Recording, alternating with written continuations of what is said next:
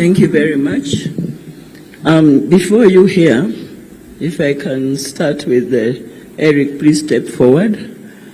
Eric, he will, I believe, speak later. Other than being the chair of this committee, has been very, very supportive. Very many lawyers have been supporting. They would call in, but Eric, Kutz, please come forward. Kutz, my brother. Eric and Kutz, I used to play them a trick. Whenever they would say, can we come and see the chairman? Professor Gulie, please come forward. Commissioner Molu, the three musketeers. We used to call them the three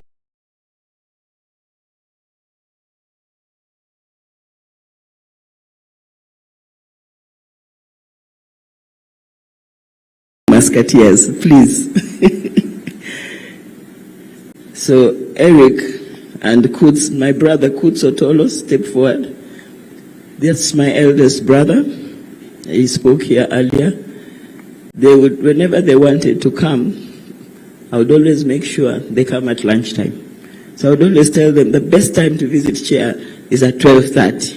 I don't know whether they knew that my trick was to ensure they have chicken with him at lunchtime. And it worked, because then they would see it and cheer up with him. Eric, you could step aside. Professor Gulie and Marjan and Commissioner Molu. Commissioner Molu appeared to have been the spokesman, because every time Commissioner Molu called and made an inquiry about the chairman, immediately I would be told, get a response from CPA Marjan and Professor Gulie. It would be like it's a follow-up. So they never used to let me know when they are coming. They would wait when they are at Galleria, when they are just very near the home, and they would say, we are on our way. Of course, I couldn't stop him. So they only got off with a cup of tea and samosas whenever they visited. Thank you very much for what you've done for the chairman. In fact, I think they were the last people to see the chairman. It was late in the evening before he passed on. Let me have the Wakili Ngumbo and your team. Late in the evening before he passed on. Let me have the Wakili Ngumbo and your team. They will quickly just introduce themselves. Of the Republic of Kenya and all excellencies present. My name is George Murugu, advocate. Your Excellency, the President of the Republic of Kenya, all dignitaries present, the Church, fellow mourners, good afternoon. My name is Eric Gumbo. Thank you.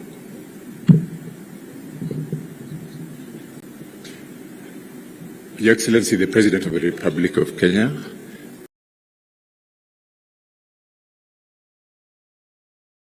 all protocol observed. My name is Edwin Mukele. I'm an advocate of the High Court of Kenya. Thank you very much. The late Mutuba was also this team. So, Your Excellency, when I was not able to get some immediate assistance from you, this is the team that came and stood very, very strongly and ensured that we would travel to Germany, go in shifts. The children would go in shifts. I would also like Amanda. Amanda, please step forward. Amanda is my first cousin. Her mother is named Rachel. Rachel was named after her mother. And she was always with the chairman. I think she knows more stories about him than I do, because they used to have a lot of discussion sitting out there in the garden.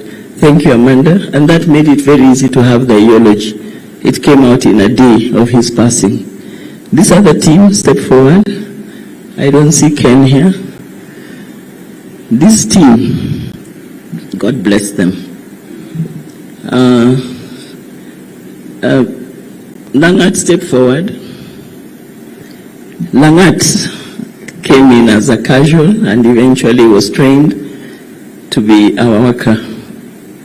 He was literally almost the right hand of the chairman. They used to chat together, and when we felt the nurses were not giving us the best of treatment, Langat was trained, and he literally took care of the chairman. The chairman loved him, and today him and Chris stepped forward. Chris came, and my mother used to sponsor Chris as a student, but when my mom passed on, I took over his sponsorship until he finished Form 4. His English was not the best, but after they started with chairman and got a lot of training, he used to text me, and I wondered what had happened.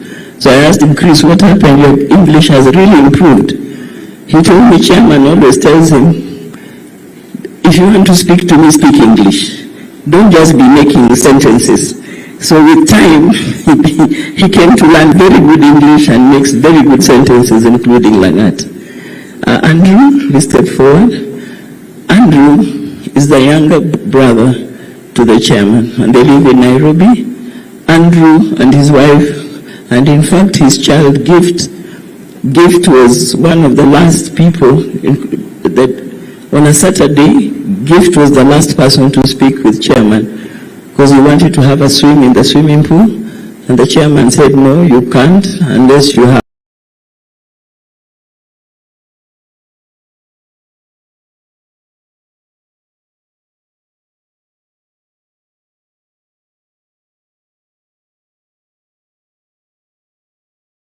here. And that is when chairman was in full conversation. That time he was really conversing and engaging. So Andrew, thank you very much. He's also a pastor. Then I have Eliza.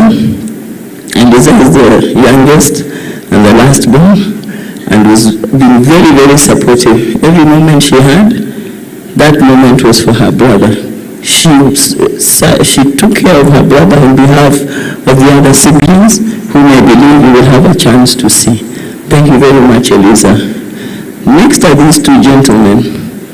Mwangi stepped forward, and Omukoya stepped forward. These are the aides. I had them at aides, but they were very much there for the chairman. Everywhere I went with the chairman, they were there with us. So this team that is here, thank you very much. May God bless you for having done what you've done. You can now take your seats. So my sister and my brother, the day we got the news, and Eric are the ones who escorted me to the hospital. The news of his passing on the 20th of February, the hospital called in and they said, you need to come to hospital now. And that was almost midnight. And I said, why do you want me to come to hospital? But I knew it was that dreaded call that I never hoped that it would come through. And I said, no, I'd rather you talk to my doctor, let them explain to me what the problem is. Because I had spoken to the doctor an hour earlier, my doctors were such that we engaged any time of the day or night. They were very, very supportive. So it turned out that they insisted that they want me to come in.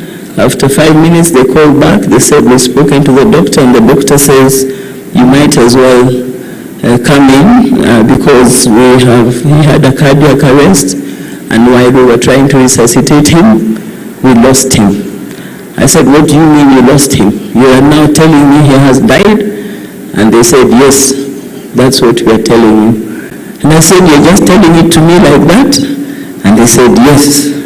Then I said, is that what it means to be a next of kin? That you can be called any time of day or night? And that is when it occurred to me, when you are ready to be a next of kin, then be ready for such shocks.